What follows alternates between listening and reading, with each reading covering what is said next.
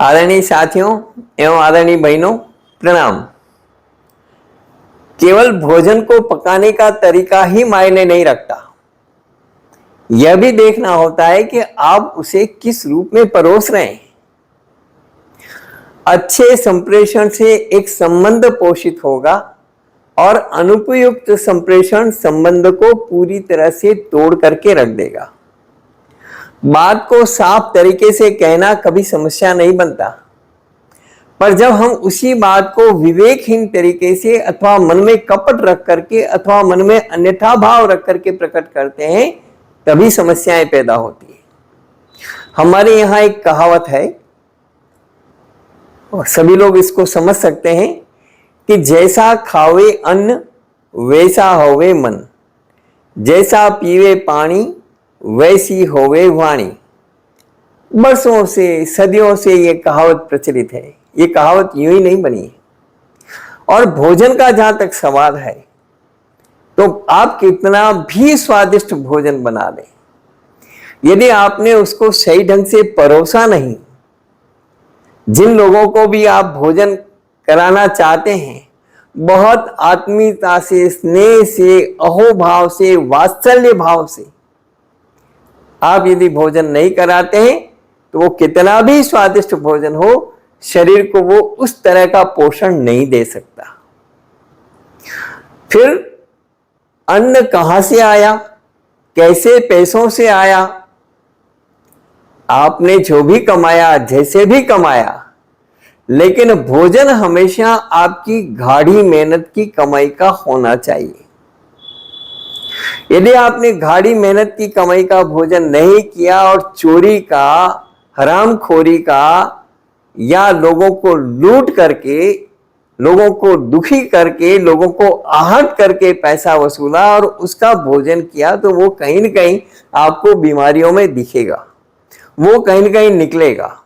जब तक आपका पुण्य प्रबल है, आप मजे कर लीजिए, लेकिन जैसे ही आपका पुण्य का खाता पूरा हुआ, आपको उसका खामियाजा भुगतना पड़ेगा। मैंने कई अधिकारियों को देखा है, एक्सीडेंटली मैं पत्रकारिता में रहा हूं, 25 साल मैंने पत्रकारिता में गुजारे हैं, और एक्सीडेंटली इसलिए कह रहा हूं कि मेरा जो मूल विषय था, वो मूल विषय ये नहीं था पत्रकारिता, लेकिन बचपन से लिखने पढ़ने का शौक था। मजदूरी करते हुए पढ़ा हूं, तो मुझे नौकरी भी करनी थी और पढ़ना भी था, तो इसलिए मैंने अखबारों के दफ्तरों में काम भी किया और पत्रकारिता में बहुत सारी कीर्तिमान भी स्थापित किए। और फिर वो पत्रकारिता ही मेरा एक आधार बन गया, जो मेरा मूल विषय था, जिसमें मैंने इतनी सारी पढ़ाई की, दिन रात अपने आप को खपाया, वो तो मैं अब कर रहा हूं। पिछले 2005 से सारा मैंने शुरू किया, हालांकि वो जीवन में कदम कदम पर मेरे काम आया जो मैंने पढ़ा था, क्योंकि मनोविज्ञान जो है वो कदम कदम पर काम आता है, और मैं मनोविज्ञान में ही जिया हूं, मनोविज्ञान को पढ़ा है, लोगों का मनोविज्ञान जाना है।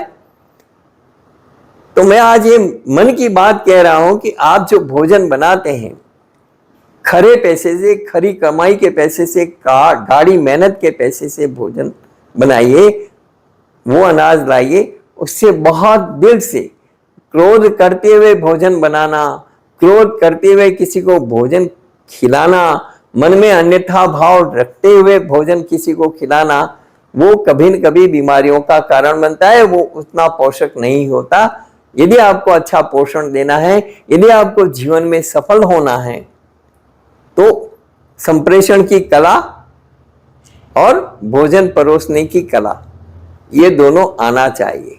इस वीडियो में इतना ही। ये इशारों में कही हुई बात मैं समझता हूं कि सभी लोग समझेंगे कि मैंने क्या इशारा किया है। आप सब लोग समझदार हैं, मेरे वीडियोस लंबे समय से देख रहे हैं, मेरे मन की भावनाओं को आप समझते हैं। इस वीडियो में इतना ही कहना चाहता हूं कि केवल भोजन को पकाने का तरीका ही मायने नहीं रखता, ये भी देखना होगा कि आप उसको किस प्रकार से परोसते हैं और आपके मन के भाव क्या हैं। भोजन बनाते समय में, भोजन परोसते समय में मन के भावों का असर भोजन पर पड़ता ही पड़ता है।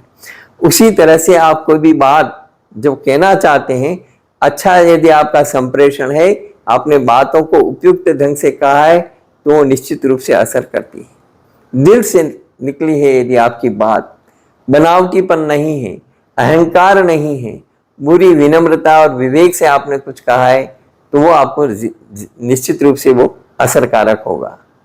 धन्यवाद।